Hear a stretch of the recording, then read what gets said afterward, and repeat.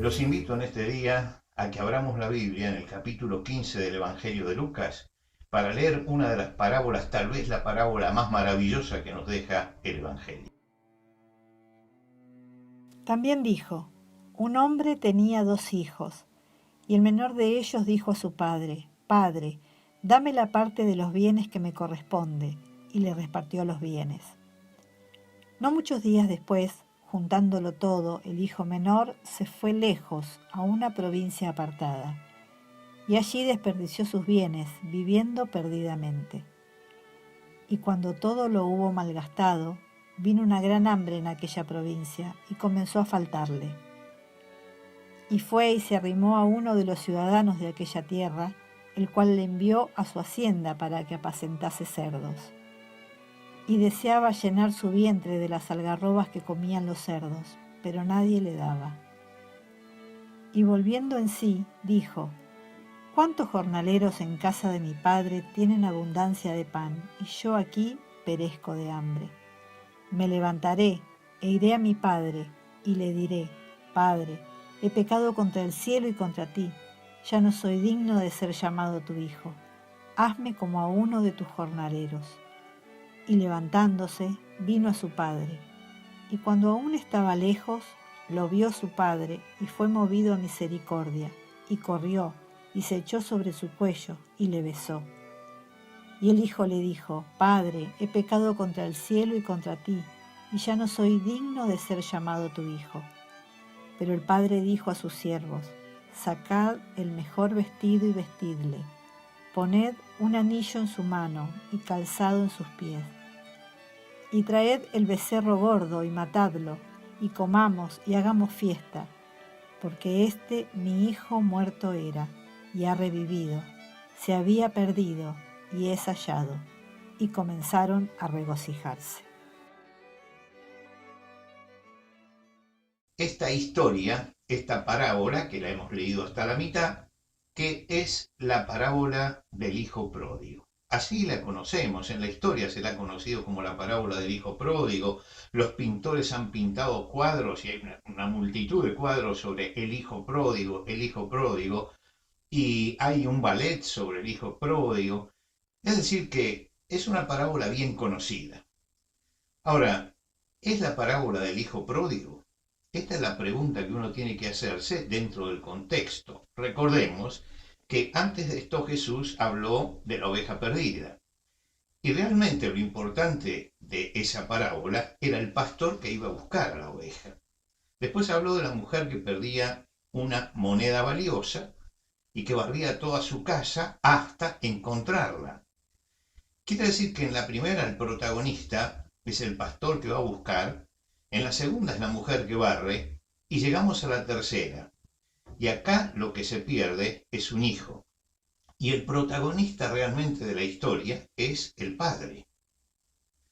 Jesús narra esta parábola para ilustrar con este ejemplo lo que significa Dios como Padre, Dios como Creador y Dios como Hacedor de todas las cosas.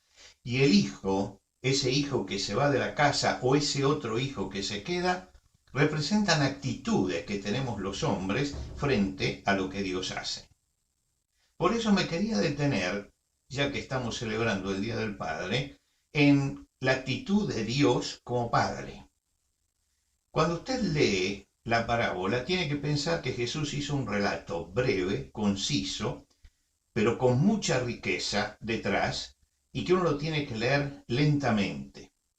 Lo primero que se nota es que el Padre tiene autoridad. ¿Y en qué se nota que el Padre tiene autoridad?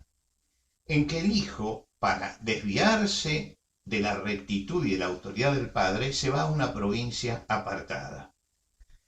¿Por qué tiene autoridad y por qué lo deja irse con tanta facilidad? Porque, en primer lugar, el Padre lo ha educado, lo ha formado, y él sabe qué es lo que su Padre piensa. Y él sabe cuál es la conducta que su Padre tiene y que le ha inculcado a él. Por lo tanto, en el momento en que él va a desviarse de esa conducta, busca una provincia bien alejada para que su padre no lo vea. En segundo lugar, aparece un padre que tiene mucha sabiduría. ¿Y por qué sabiduría? Porque su hijo se acerca, le pide una parte de la herencia para irse y él le allana el camino. Es decir, entiende que ya lo ha educado como lo tiene que educar. Y ahora es él el que tiene que elegir qué es lo que va a hacer con su vida. Por supuesto que el padre sabe que está eligiendo mal, pero también sabe que si él comienza a oponerse, el hijo se va a rebelar. Por lo tanto, el padre le da libertad. ¿Por qué? Porque cada hombre es libre y es libre de edificar su vida como quiera y después tendrá que atenerse a las consecuencias. Pero el padre le da libertad, que elija su camino. Si uno detuviera la parábola acá y pudiera conversar con el padre diría seguramente no estoy de acuerdo con el camino que va a tomar. ¿Y por qué lo deja? Porque él tiene que estrellarse, que chocar, que palpar la realidad destructiva de la sociedad en la que estamos viviendo. Y le da su parte. Por supuesto que esto es tal vez una de las cosas más dolorosas, porque entre los judíos se acostumbraba a que el padre podía repartir la herencia antes, pero la hacía por voluntad propia el padre cuando sentía que tenía que derivar ciertos bienes a sus hijos para evitar a lo mejor problemas mayores. Pero era un caso que se usaba excepcionalmente, no era algo que sucedía en todas las casas. El padre no espera que el hijo no espera que el padre tome la decisión, él toma la decisión, él pide esto. Y es una forma de decir, bueno, ya se acabó lo tuyo. Ahora mi parte y yo voy a hacer mi vida.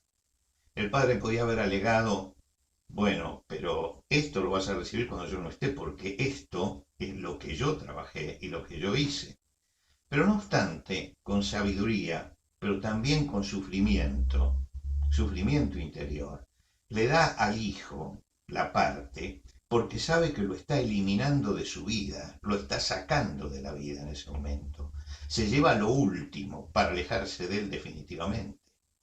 Y el padre no dice nada, sufre esto. Y el hijo se va en la provincia apartada, pierde todo, no le queda absolutamente nada. Termina apacentando cerdos y recapacita. Y cuando recapacita, vuelve. Y ahí está la reacción del padre también. El padre dice que viéndolo de lejos. Ahora fíjese usted este detalle. El padre estaba mirando el camino. El padre estaba esperando el regreso. ¿Cómo podía identificar en ese pordiosero que viene, que ha salido de un chiquero, con todos los harapos, a la distancia que es su hijo? Es que el profundo amor del padre está presente en esa sola frase, viéndolo desde lejos, lo vio su padre y corrió.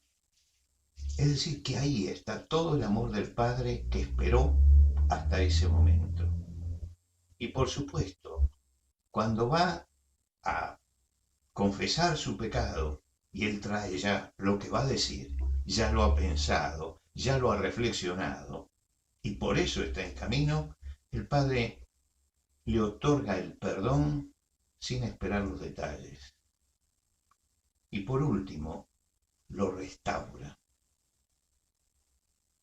Tal vez si hubiera sido otro padre, hubiera comenzado a decir, bueno, yo te dije, te expliqué, finalmente era lo que yo había previsto, ¿te das cuenta?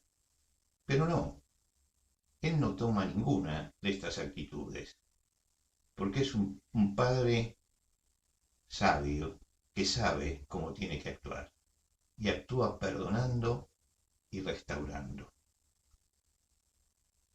No es realmente la parábola del hijo pródigo, es la parábola del Padre admirable, de ese Padre perfecto que es Dios.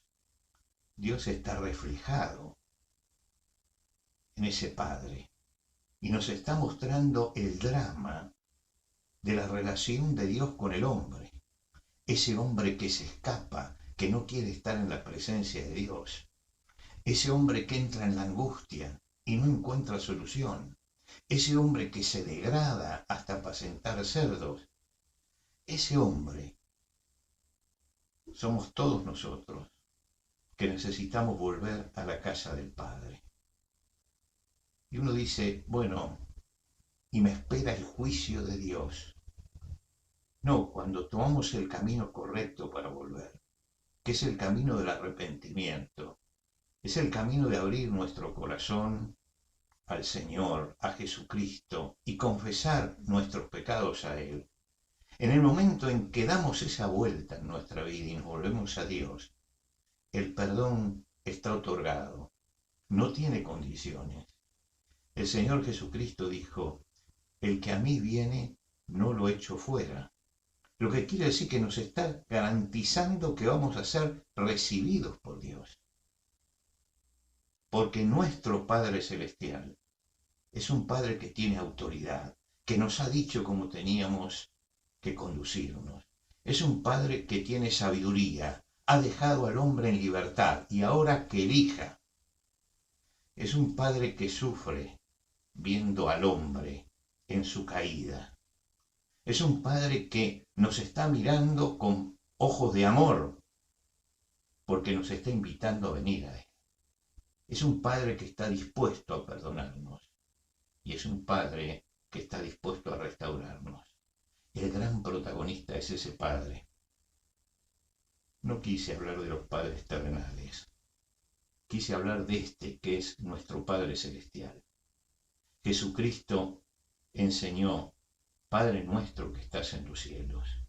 Y cada vez que hacemos esta oración, cada vez que repetimos esas palabras, cada vez que iniciamos una oración diciendo Padre, tenemos que recordar quién es ese Padre, que no tiene nada que ver con nosotros como Padre, que es el Padre Celestial, que con autoridad, con sabiduría, que con amor y perdón restaura nuestra vida, nos vuelve a colocar en el lugar que perdimos. Ese Padre sigue esperándonos.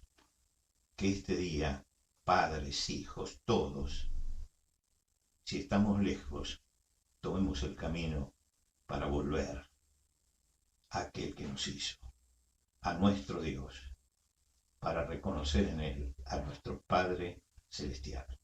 Que Dios le bendiga.